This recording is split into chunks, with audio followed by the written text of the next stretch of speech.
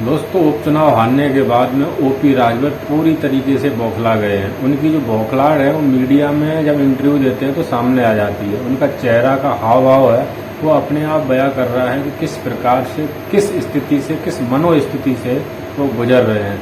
क्योंकि दोस्तों, जिस हाल से आदमी होता है अंदर से, जिसकी जो फीलिंग होती है, जो वो सोच रहा होता है, अगर कोई उससे बात करता है, मान लिया जाए किसी के साथ कुछ ऐसी अनहोनी हो गई है जैसे वो नहीं चाह रहा था, वो अचानक उसके साथ घटना घट गई, तो दोस्तों वो बंदा एकदम से दुखी हो जाता है। वो घबरा मत तू, जितना धोखा हम देले वो हमारे नेतन के ओकर ब्याज सहित गतिविधि ब्याज सहित वहाँ लौटा के हम सही न पहुँचा देली, असल अपने माँ बाप का बेटा नहीं घबरा मत। वो फिर सोच में पड़ जाता है और उसी समय अगर कोई उससे बात करता है तो वो जवाब देते हुए लड़खड़ाता है। उसके चेहरे के हाव भाव होते हैं, चेहरे पर 12 बजे रहते हैं दोस्तों। ऐसे ही ओपी राजभर के चेहरे पर 12 बज चुके हैं। जो उन्होंने बयान दिया था कि यादव की बुद्धि 12 बजे खुलती है, अहीरों की बुद्धि 12 बजे खुलती है, उसका जवाब घोसी की जनता ने उनको दिया। घोसी की जनता ने बताया है कि किसी की जाति पर इस प्रकार से टिप्पणी नहीं करनी चाहिए, क्योंकि अगर आप किसी भी जाति पर ऐसी टिप्पणी करोगे राजनीतिक फायदे के लिए तो वहाँ की जनता आपके चेहरे पर 12 बजा देगी। आपका चेहरा जो 12 बजेगा आपके चेहरे पर, फिर दोबारा आप किसी भी मनोस्थिति में किसी भी बात को करने के लायक नहीं रहेंगे। क्योंकि राजनीति एक स्वच्छ राजनीति होनी चाहिए।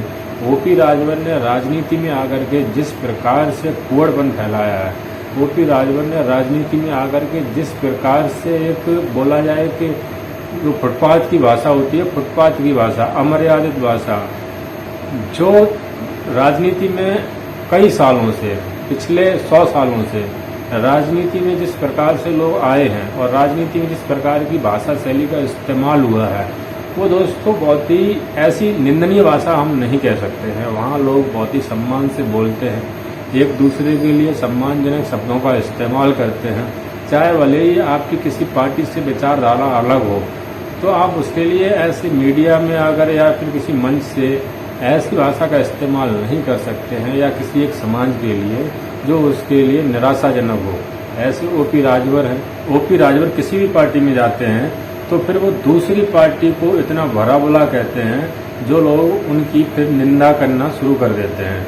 जब वो बीजेपी में थे तो सपा की करते थे, जब सपा में आ गए, बीजेपी के योगी हो, मोदी हो, अमित शाह हो, इस सभी को बुरा भला कहा। उन्होंने किसी को भी नहीं बख्शा, गालियाँ दी, अपशब्द बोले। उसके बाद फिर उन्होंने पाला बदला और सपा छोड़ करके बीजेपी में गए। बीजेपी ने उनको लिया, क्योंकि बीजेपी की जो स्थिति है इस समय वो आप सब जानते ही हैं।